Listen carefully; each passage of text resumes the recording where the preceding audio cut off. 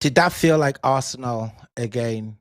A very convincing performance, a natural performance, as you would say. Effortless, it was smooth. Arsenal versus Wigan in the FA Cup. This tie was over in 30 minutes. So we're going to break it down, our Arsenal versus Wigan review, and we're going to do our three ups and three downs.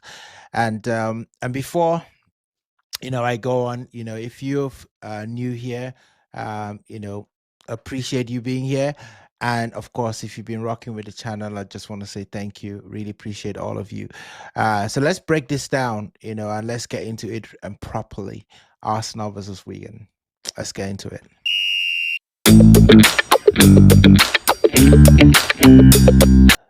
Okay, so the first up is going to be the first half authority. I mean, this game was pretty much over in the first half. And when a cup tie is basically over in 30 minutes, before you even settle into your seat, what do you do? And I'm sure that's the question that a lot of the Arsenal fans and the players were asking themselves, because this tie was done in 30 minutes. And let me show you something, so if you look at the first half graphics, 72% possession, 9 shots to 2, 3 big chances, 328 passes to 127. This is from SofaScore.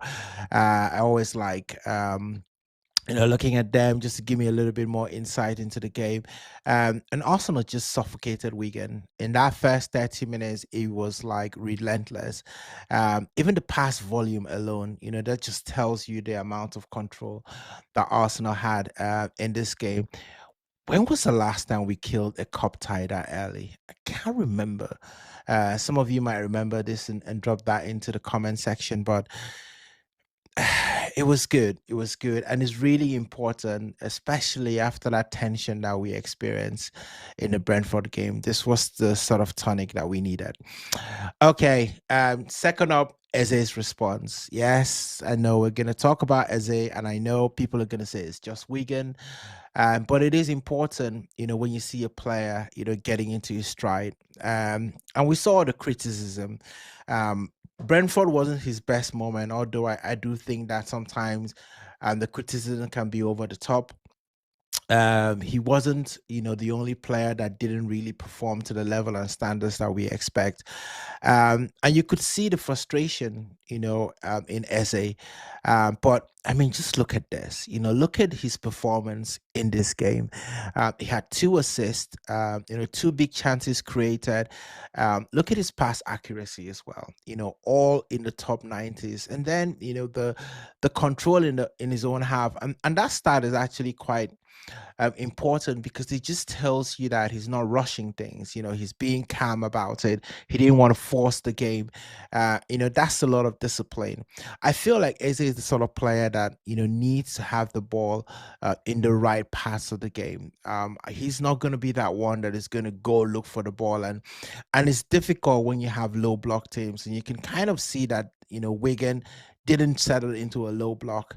They probably got their structure and tactics wrong. And I think there's a stat that shows that when teams set up against Arsenal with a back three, that Arsenal always annihilate those teams. So I think you could see that they quickly changed from a back three to a back four, and that kind of stem things down. But look, Eze, just compare his heat map, in this game to Brentford game. It was a more matured performance, and yes, it's only Brentford, but at the same time, he's still a big game player.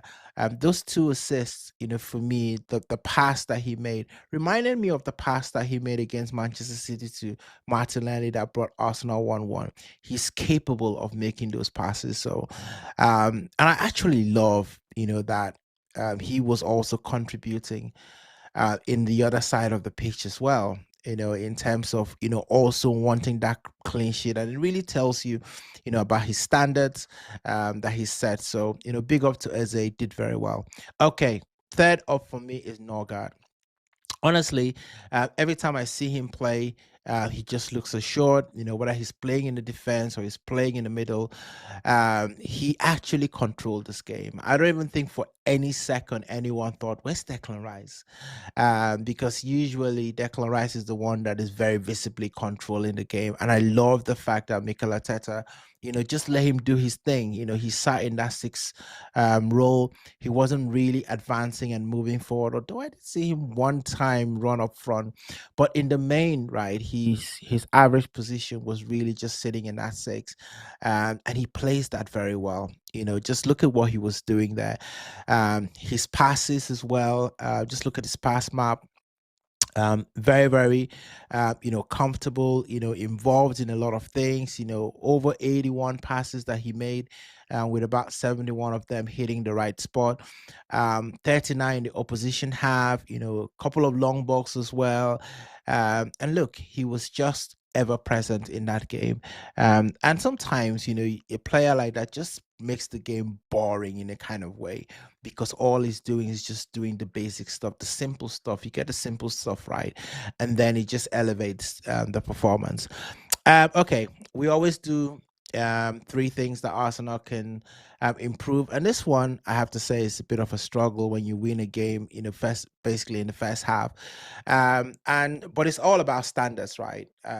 Keeping a clean sheet is important. The game was dead, but you still protect details. There's still things that you want to work on, as a team, passing, movement, chemistry. And I saw Mikel Arteta making the changes, and I'm sure he wanted to see a couple of things in that game. I mean, were we ruthless for 90 minutes, or only when the scoreboard demands it? It's kind of one of those things that you wonder, could Arsenal have gone more in that second half, and scored the goal? I mean, the goalkeeper pulls off some fine saves, let's be clear. But you kind of wanted, Arsenal to go and press it, elite teams tend to do that, just, hit more goals in the second half. Second thing for me, it's easier to control games when you're 3 goals up, 4 goals up. And the real question is, can you do that, at a place like Anfield? And listen, this is not really a criticism. This game was about a reset, for us as Arsenal fans, a reset for the club. The pressure was low, so the rhythm was natural. So it isn't really negative in a sense, but it's just kind of, I want to see this. I want to see this in the Premier League. I want to see this in, against tougher opposition. I guess that's what I'm trying to say here. Okay, so second half was slightly a very different game. I mean, you look at, overall, probably had about 75%, possession. But we're still dominant, right, in terms of the possession, but the urgency kind of dipped in the second half, if I'm completely honest. And this is, again, is understandable. The tie was over. But we can't let that become a habit, right? Because, in cup competitions, especially in the Champions League, even if you're 2 goals up or 3 goals up, crazy things happen in the second half. So you need to press that, keep the urgency going. Professional is good, but we can't be passive, right?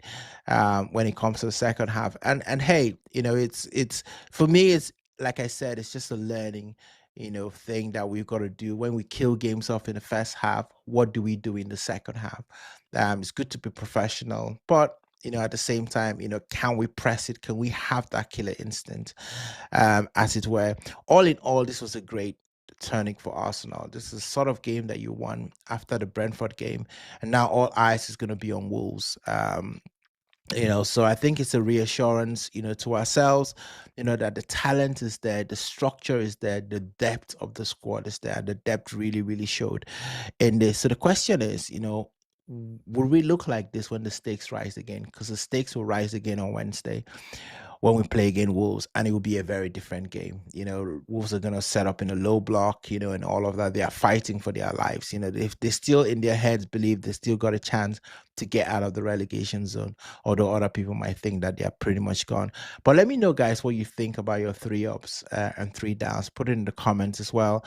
Did you enjoy this cup tie? Was it as comfortable as it was for everyone, or did you want something more?